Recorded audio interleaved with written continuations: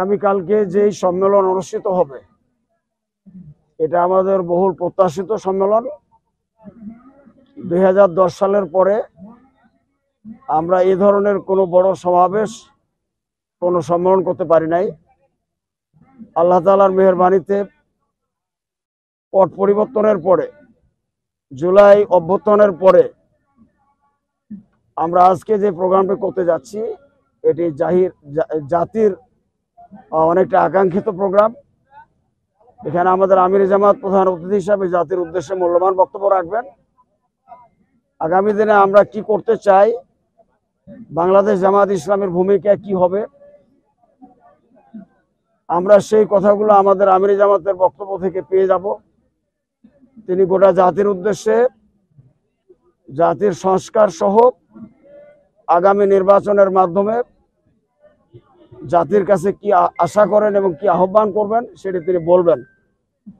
আমরা আশা করছি একটি পরিবর্তনের ফলে গোটা জাতীয় জীবনে যে একটা আলোড়ন এবং জাগরণ সৃষ্টি হয়েছে এবং ইসলামী চেতনার সাথে যে মানুষ উদ্বুদ্ধ হচ্ছে, এই সম্মেলনের সফলতা নির্ভর করছে সেই চেতনার উপরে।